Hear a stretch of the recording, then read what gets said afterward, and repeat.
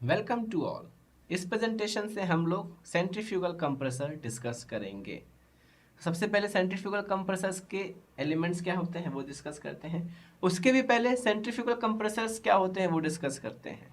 Centrifugal compressors हमने बताया क्या होते हैं, जो कि डायनेमिक टाइप ऑफ कंप्रेसर्स होते हैं। इससे हम लोग सेंट्रीफ्यूगल कंप्रेसर्स को फैन, ब्लोअर, सुपरचार्जर के नाम से भी जनरली बुलाते हैं। क्यों बुलाते हैं? अपने को पता है फैन क्या करता है, वो भी घूम घूम के प्रेशर इम्पार्ट करता है, ब्लोअर भी रोटेट करके डायनामिक एक्शन करके प्रेशर इम्पार्ट करता है, और सेंट्रीफ्यूगल कंप्रेसर भी वही करता है।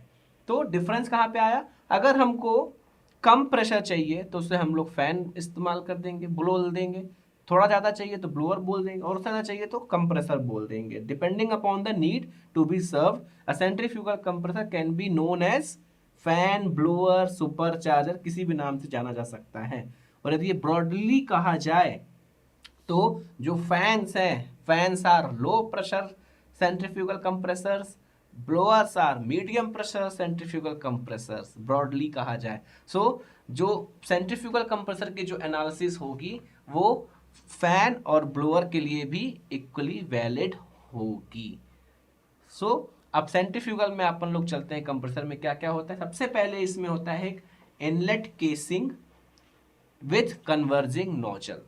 इनलेट केसिंग में क्या होता है? जब एयर आ रही है, एटमॉस्फेरिक एयर आ रही है कंप्रेसर में, तो इनलेट केसिंग में आई। अब एयर आई, उसमें फ्लो होने के लिए कुछ वेलोसिटी तो चाहिए। अगर एयर एटमॉस्फेरिक एयर, उसमें तो कोई वेलोसिटी नहीं होगी, हल्का सा सक्शन हुआ तो वो एयर अंदर आ गई। अब कुछ वेलोसिटी चाहिए, तो कुछ वेलोसिटी इम्पार्ट करने के लिए उसमें क्या रहती है? कन्वर्जिंग नोजल रहती है। वो नोजल क्या करती है? जो एयर इनटेक हुई, सक हुई, उसकी वेलोसिटी थोड़ा सा इंक्रीज कर देती है, जिससे वो फ्लो करे आगे की तरफ। ये उसका काम हो गया। फिर सेकंड कंपोनेंट रहता है इम्पेलर। इम्पेलर में जब नोजल के थ्रू, जब उसके बाद इम्पेलर में गई तो इम्पेलर घूमता है। इम्पेलर अपनी क्या करता है? काइनेटिक, घूमने के कारण एयर की काइनेटिक एनर्जी बढ़ा देता है, साथ ही साथ उसका स्टैटिक प्रेशर भी बढ़ा देता है इम्पल्स एक्शन के द्वारा। अब जब इम्पेलर से एयर निकली तो उसका प्रेशर और वेलोसिटी दोनों बढ़ चुकी हैं, लेकिन अपने को सिर्फ प्रेशर इंक्रीज करना है, तो इसको डिफ्यूजर में डालते हैं। डिफ्यूजर से क्या होता है? उसका प्रेशर बढ़ता है, वेलोसिटी कम होती है। फिर आउटलेट केसिंग में भी उसको डिफ्यूजिंग टाइप की रहती है, उसमें और प्रेशर बढ़ता है। जो रिमेनिंग वेलोसिटी रहती है वो भी अपन लोग उसको कन्वर्ट कर लेते हैं प्रेशर में, और अपने को high pressure air streams at the exit of the compressor मिल जाती है।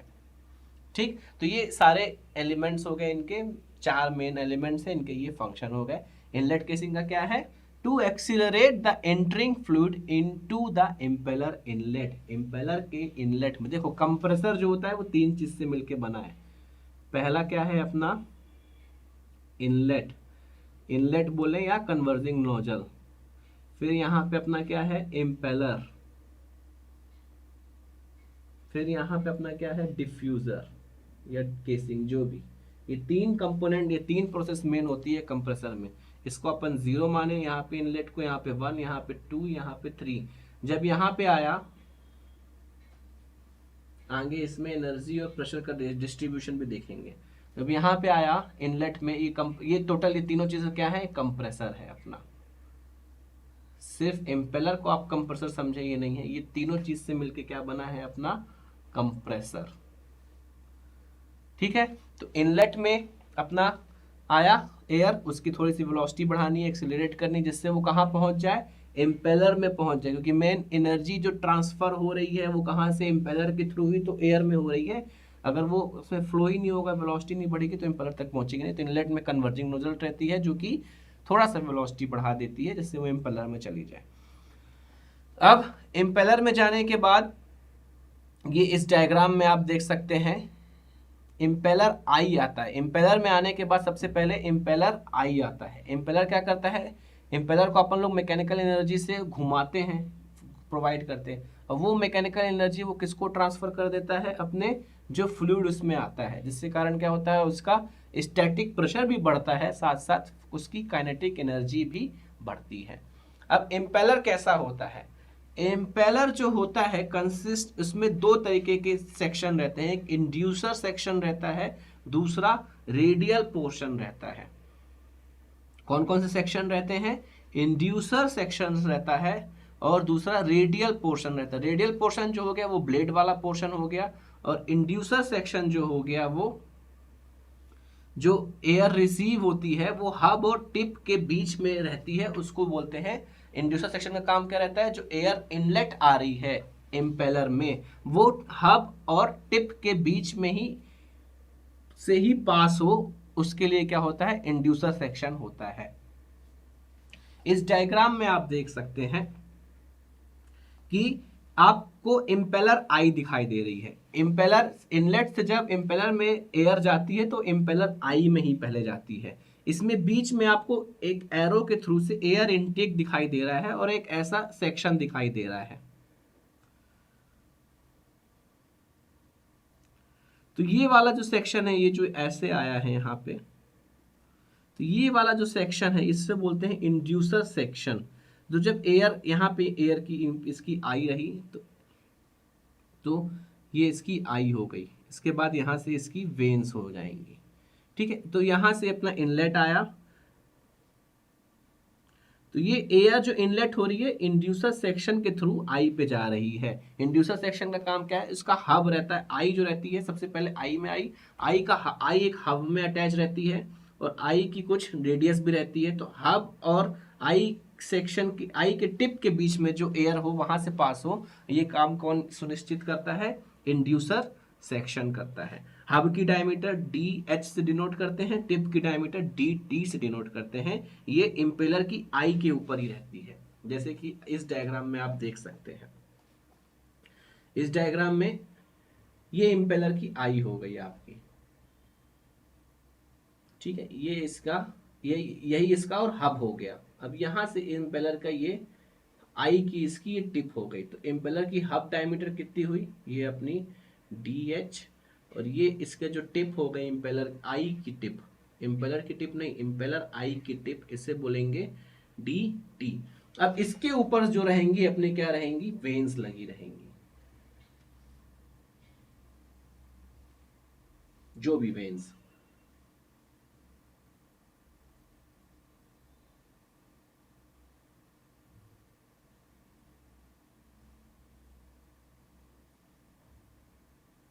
ये अपनी वेन्स हो गई। तो ये अपनी आई का हब, तो ये आई की टिप, और ये अपनी वेन्स। अब आई में जब आया तो आई और टिप के बीच से क्या हुआ, इनलेट में आया, इस मतलब इस वाले सेक्शन से क्या हो रहा है, ये जो पास हो रहा है, ये सेक्शन दिख रहा है आपको, ये वाला सेक्शन दिख रहा है, इसे बोलते हैं इंड्यूसर सेक्शन। इस सेक्शन से पास होते हुए वो फिर कहां पे जाएगा, ब्लेड्स में जाएगा, इम्पेलर के ब्लेड में जाएगा। क्लियर, इंड्यूसर सेक्शन और ब्लेड्स में बहुत कंफ्यूजन होता है, इसलिए इसको डिटेल में समझाया। फिर फ्लो जो रहेगा इम्पेलर की ब्लेड में जाएगा, और ब्लेड क्या हो रही हैं, अच्छी तेज वेलोसिटी से 15,000 20,000 25,000 आरपीएम से ब्लेड जो हो रही हैं वो रोटेट हो रही हैं। जब इतनी हाई वेलोसिटी से ब्लेड जो है रोटेट होंगी तो क्या होगा, ब्लेड अपनी एनर्जी किसको देंगी, अपनी एनर्जी, जो एयर पास हो रही है उसको। जो इम्पल्स एक्शन के कारण क्या होगा, एयर का काइनेटिक एनर्जी बढ़ जाएगी, और जो ब्लेड घूम रही है सेंट्रीफ्यूगल एक्शन के कारण क्या होगा, जो एयर है उसका स्टैटिक प्रेशर बढ़ जाएगा, मतलब प्रेशर भी बढ़ रहा है और काइनेटिक एनर्जी भी बढ़ रही है। इम्पेलर से जब पास होगी तो यहाँ पे फिर क्या रहेगा, अपना डिफ्यूजर सेक्शन रहेगा। डिफ्यूजर कैसा रहेगा, डिफ्यूजर जहां पे अपने को काइनेटिक एनर्जी डिक्रीज करके प्रेशर में कन्वर्ट करना है, तो डिफ्यूजर से अपना स्टैटिक प्रेशर, जब डिफ्यूजर से पास होगी तो स्टैटिक प्रेशर जो है अपना एयर का और इंक्रीज कर जाएगा। उसके बाद वो फाइनली वॉल्यूट केसिंग से पास होगी, वहां पे भी उसको का डिफ्यूजिंग सेक्शन ही बनाते हैं, जिससे उसकी जो और प्रेशर रहता है और इंक्रीज हो जाता है। ये पूरी वर्किंग हो गई अपनी सेंट्रीफ्यूगल कंप्रेसर की। इस डायग्राम में आप देख सकते हैं कि जो एरो से आपको दिखाई दे रहा है, inlet casing with accelerating nozzle, 0 वाला पॉइंट जो है वो इनलेट वाला पॉइंट है, 1 वाला जो है वहां से लेकर इनलेट केसिंग तक है। उसके बाद 1 से 2 तक जो है वो अपना क्या हो गया, इम्पेलर। तो 1 से 2 में जो पहले गया वो कहां से गया, इंड्यूसर से होते हुए ब्लेड में जाते हुए, ब्लेड के बाद वो कहां पे गया, डिफ्यूजर में गया, डिफ्यूजर के बाद फिर वॉल्यूट केसिंग में गया। अलग अलग डायमेंशंस आपको दिख रही हैं, D H represents hub diameter, D T represent tip diameter of eye, not tip diameter of blade, confusion नहीं करना। D T represent tip diameter of eye और D one represent inlet mean diameter of inlet और D two represent mean diameter at outlet. So impeller घूमा, अपनी energy किसको पास किया, fluid को पास किया, सेंट्रीफ्यूगल एक्शन के कारण फिर वो फ्लूइड क्या हुआ, आगे केसिंग की तरफ मूव किया, और जब फ्लूइड आगे केसिंग की तरफ मूव कर गया तो सक्शन क्रिएट हुआ इनलेट में, जिससे फर्दर एयर क्या हुई, इनटेक हुई कहां पे, इम्पेलर के तरफ। अब इसमें मास फ्लो रेट कितना होता है, मास फ्लो रेट, एक बात ध्यान देने वाली बात है, इसमें एक एक्सियल एंट्री भी होती है और रेडियल एंट्री भी होती है, ध्यान दीजिएगा। इस डायग्राम में आप देख सकते हैं जो आई में एंट्री हो रही है वो किसमें, कंप्रेसर में जो एंट्री हो रही है वो कैसी हो रही है, एक्सियल डायरेक्शन में, यही एक्सिस है, यही एक्सिस है अपनी यहाँ पे, इसी एक्सिस के अलॉन्ग रोटेशन हो रहा है। जो कंप्रेसर में एंट्री हो रही है वो एक्सियल डायरेक्शन में हो रही है, लेकिन जो इम्पेलर में एंट्री हो रही है वो कैसी हो रही है, रोटर में जो एंट्री हो रही है वो रेडियल डायरेक्शन में हो रही है, इस डायरेक्शन में हो रही है ना, रेडियल में, रोटर में एंट्री इस डायरेक्शन में हो रही है, तो ये डायरेक्शन कौन सा हो गया, ये रेडियल डायरेक्शन हो गया, रेडियस के अलॉन्ग, और इस डायरेक्शन में एंट्री हुई कहां पे, इनलेट पे, तो कंप्रेसर में एंट्री कैसी है, एक्सियल, लेकिन रोटर में एंट्री कैसी है, रेडियल। ये बात बहुत तरीके से ध्यान रखिएगा। So it is a radial flow machine, compressor is centrifugal compressor is a radial flow machine in which air enters to the eye of impeller in a axial direction. मतलब आई में जब आती है तो वो एक्सियल डायरेक्शन में आती है और उसके बाद वो इंड्यूसर सेक्शन से होते हुए रेडियल डायरेक्शन में फर्दर अप्रोच करती है, आगे मूव करती है। फिर इनलेट केसिंग क्या करती है, थोड़ा सा प्रेशर ड्रॉप करती है जिससे उसका फ्लो वेलोसिटी मिलती है, फ्लूइड को फ्लो करती है आगे। फिर इम्पेलर से जब वो रेडियल डायरेक्शन में आगे बढ़ी तो उसने इम्पेलर की काइनेटिक एनर्जी, प्रेशर दोनों बढ़ाया। फिर डिफ्यूजर में गई तो उसकी काइनेटिक एनर्जी, स्टैटिक प्रेशर में फर्दर इंक्रीजमेंट हुआ। इस डायरेक्शन से, इस डायग्राम से आप देख सकते हैं, अगर यहाँ पे हम प्रेशर डिनोट करें तो हल्का सा यहाँ पे क्या हुआ, प्रेशर डिक्रीज हुआ इनलेट केसिंग में, वेलोसिटी क्या हुई, हल्की सी यहाँ पे बढ़ गई, वेलोसिटी हल्की सी बढ़ गई, v0 p0, ये p1 v। अब इम्पेलर में क्या हुआ, प्रेशर भी बढ़ा और वेलोसिटी भी बढ़ी तेजी से। अब डिफ्यूजर में क्या हुआ, वेलोसिटी घट गई आपकी और प्रेशर क्या हुआ, फर्दर इंक्रीज हुआ डिफ्यूजर में। तो इस तरह का प्रेशर और वेलोसिटी का वेरिएशन होता है during the flow through the compressor. Mass flow rate कितना होता है इम्पेलर में, मास फ्लो रेट कितना हो रहा है, mass flow rate rho a b, mass flow rate को किससे डिनोट करते हैं, रो ए वी, वी यहाँ पे वेलोसिटी ऑफ फ्लो, जो अपन ने उसमें देखा था टरबाइन के केस में, कौन सी टरबाइन में, फ्रांसिस टरबाइन में अपन ने निकाला था इसी तरीके से। तो डेंसिटी इनलेट में, अब यहाँ पे क्या है, वहां पे डेंसिटी तो अपन लोग लेते नहीं थे, क्यों, क्योंकि वो इनकम्प्रेसिबल फ्लूइड था, लिक्विड था। तो यहाँ पे लेकिन कंप्रेसिबल एक्शन लेना पड़ेगा, तो डेंसिटी इनलेट में कुछ और होगी, एग्जिट में डेंसिटी कुछ और होगी, इसलिए डेंसिटी अपने को लेनी पड़ेगी। पाई 1 रो 1 d1 b1 ये अपना एरिया हो गया, और वेलोसिटी ऑफ फ्लो अपनी क्या हो गई, इनलेट में वेलोसिटी, ये किसके बराबर होगा, रो 2 पाई d2 b2 vf2, ये अपने एग्जिट के लिए हो गई। डेंसिटी दोनों में अपन ने अलग अलग ली, और एग्जिट की ये मीन डायमीटर इनलेट की, ये मीन डायमीटर एग्जिट की। और इसमें क्या होता है, थोड़ा सा और डिटेल में चलें तो मास फ्लो रेट कितना होगा, डेंसिटी तो अपनी वही हो गई। अब पाई डी, अपन ने तो पूरा सर्कल ले लिया ना, पूरा सर्कल, ये पूरा पाई डी ले ली, ये वाला पूरा पाई डी, ये वाला पूरा अपने को मिल गया पाई डी। लेकिन क्या एक्चुअली में ऐसा है, नहीं, बीच बीच के सर्कमफेरेंस में क्या है, ब्लेड है, उसकी कुछ थिकनेस है, तो अपने को क्या करना पड़ेगा, उस सर्कमफेरेंस में से ब्लेड की थिकनेस को माइनस करना पड़ेगा। तो टोटल सर्कमफेरेंस कितनी है अपने पास, पाई d1 माइनस कितनी ब्लेड्स है, नंबर ऑफ ब्लेड्स, एंड उसकी एक ब्लेड की थिकनेस कितनी है, d1। तो पाई d1 में से number of blades into thickness minus कर देंगे तो अपने को क्या होगा, एक्चुअल सर्कमफेरेंस मिली, क्योंकि जो एयर है इन्हीं के बीच से फ्लो होगी ना, यहां से तो नहीं फ्लो हो जाएगी, इन्हीं के बीच से है, तो खुद ही स्पेस घेरे हैं, इन्हीं के बीच से फ्लो होगी, तो अपने को एक्चुअल फ्लो ऑफ एरिया क्या लेना है, ये जो डॉट्स वाले हैं इन्हीं को लेना है, तो माइनस कर दिए, तो ये अपना यहाँ B1 और VF1। सिमिलरली यहाँ पे भी हो जाएगा ρ2 पाई D2 माइनस NT, ठीक है। उसके बाद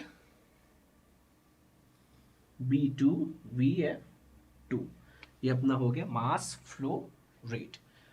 उसके बाद एक और चीज देखने वाली है कि अपन देखते हैं प्रेशर राइज जो है, कंप्रेसर का फंक्शन क्या है, मेन प्रेशर राइज करना। तो प्रेशर राइज इंपेलर में भी हो रहा है, डिफ्यूजर में भी हो रहा है। जो प्रैक्टिस में अपन लोग लेते हैं, प्रैक्टिस में क्या होता है, ऐसा डिजाइन होता है कि जो टोटल प्रेशर राइज चाहिए उसका आधा प्रेशर राइज कहाँ पे अचीव हो जाए, इंपेलर में, और जो रिमेनिंग आधा बचा वो कहाँ पे अचीव हो, डिफ्यूजर में।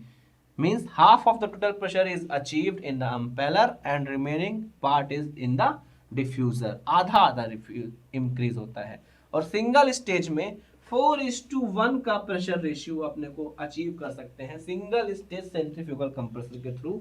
और उससे ज्यादा यदि अपने को प्रेशर रेशियो चाहिए तो मल्टी स्टेज कंप्रेसर में अपने को जाना पड़ेगा। इस डायग्राम में आपको वही चीज दिख सकती है जो हमने दिखाया, प्रेशर और वेलोसिटी का variation during the flow through the compressor। So I hope ये वर्किंग सेंट्रीफ्यूगल कंप्रेसर की आपको समझ में आई होगी, और इसके इंपॉर्टेंट एलिमेंट्स जो हैं जो कि मेन रोल अदा करते हैं इसके वर्किंग में आपको क्लियर हुआ होगा। Thanks for paying your attention.